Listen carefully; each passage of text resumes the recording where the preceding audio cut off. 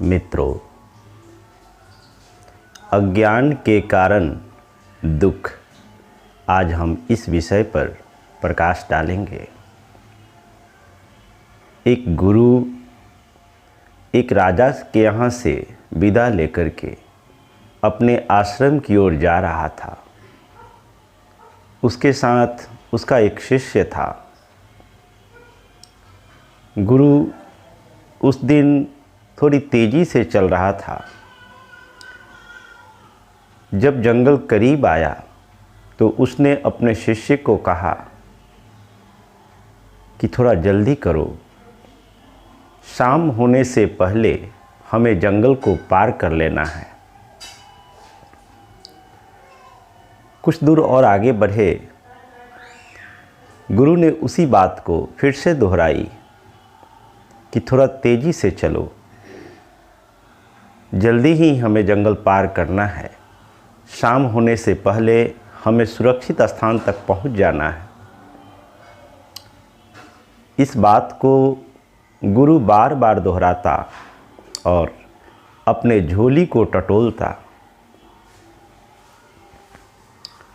शिष्य को संदेह होने लगा कि आज तक गुरुजी ने कभी ऐसा नहीं कहा था कि ज़रा जल्दी करो, जल्दी ही हम लोग को जंगल से निकल जाना है, गांव तक पहुंच जाना है। ये तो हमेशा शांति का पाठ पढ़ाते थे, धीरज रखने की बात कहते थे, लेकिन आज क्या बात है, ये बार बार अपने झोली को टटोलते हैं और बहुत जल्दी जंगल को पार कर लेना है, ऐसी बातें कर रहे हैं। कुछ दूर बढ़े, फिर गुरु ने कहा कि अरे थोड़ा तेज़ी से चलो, हमें जल्द से जल्द इस जंगल को पार करना है। शिष्य सोच रहा था लेकिन कुछ भी कह नहीं पाता था, लेकिन उसके मन में कौतूहल था कि आखिर बात क्या है। गुरुदेव बार बार अपने झोली को टटोलते हैं, कुछ न कुछ तो झोली में ज़रूर है। घने जंगल में उन्हें एक कुआं मिला। गुरु को प्यास लगी थी, हाथ पैर धोना था। उन्होंने अपनी झोली अपने शिष्य को दिया और झोली देते हुए बोला कि संभाल कर रखना, मैं हाथ पैर धोकर थोड़ा पानी पीकर आ रहा हूँ और फिर जल्दी ही चलना है। उस झोली को देकर गुरु कुएं की तरफ बढ़ गया। कुएं से पानी निकालने लगा और पानी निकालकर हाथ पैर धोने लगा।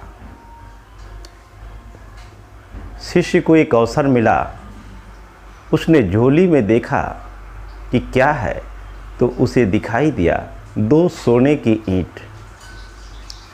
शिष्य समझ गया कि आज गुरु के परेशानी का एक ही कारण है, ये सोने का ईंट जो इन्हें राजा ने दिया है, उस ईंट के कारण ही आज भयभीत है। नहीं तो पहले तो जहाँ रात होती थी वहीं हम विश्राम कर लेते थे, चाहे जंगल हो, आश्रम हो, घर हो, लेकिन आज सोने की ईंट इनकी शांति को भंग कर दी है। तो उसने उस 2 सोने के ईंट को निकालकर झाड़ी में फेंक दिया और उसी वजन के 2 पत्थर उस झोली में रख दिया। वह गुरु हाथ पैर धोकर बहुत शीघ्रता के साथ शिष्य के पास आया और उसने अपनी झोली ले ली और झोली लेकर के चल पड़ा। 2-3 किलोमीटर यात्रा करते रहा और फिर उसने कहा कि अरे अभी तक हम लोग जंगल पार नहीं कर पाए, लगता है मार्ग भटक चुके हैं, दूर दूर तक जंगल ही दिखाई दे रहा है और अब तो शाम होने को आई और अति शीघ्र हमें जंगल से निकलना है, हम कोई खतरा मोल लेना नहीं चाहते।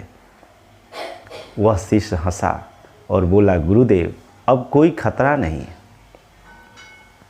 भय को तो हमने उस कुएं के पास ही फेंक दिया।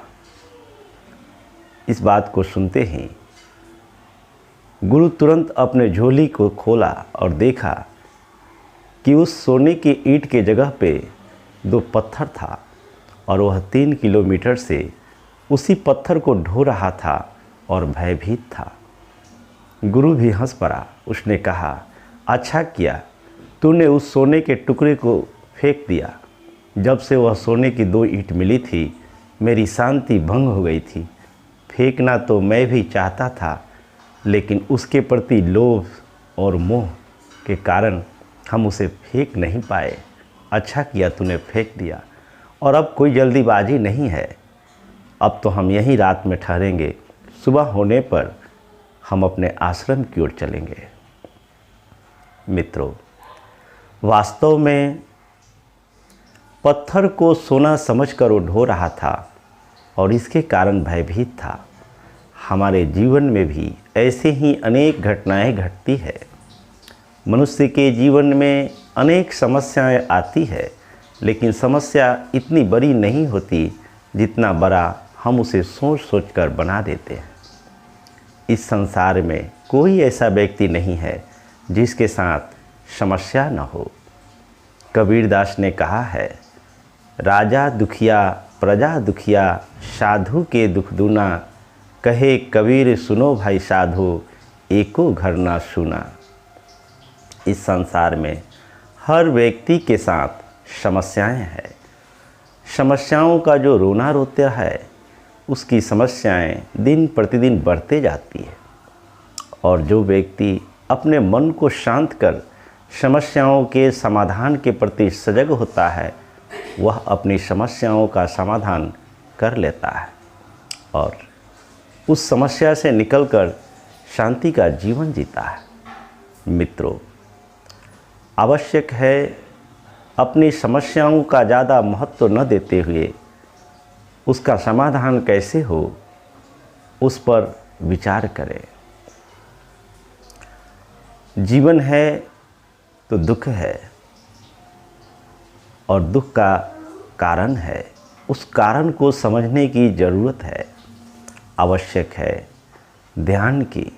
ध्यान के द्वारा जब व्यक्ति अपने अंतर मन की गहराइयों में उतरता है तो बड़े से बड़े समस्याओं का समाधान उसे स्वयं में ही हो जाता है।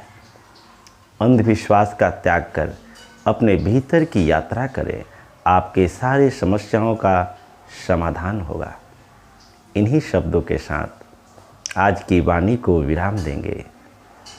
आप सबका मंगल हो, सबका कल्याण हो, सबका भला हो।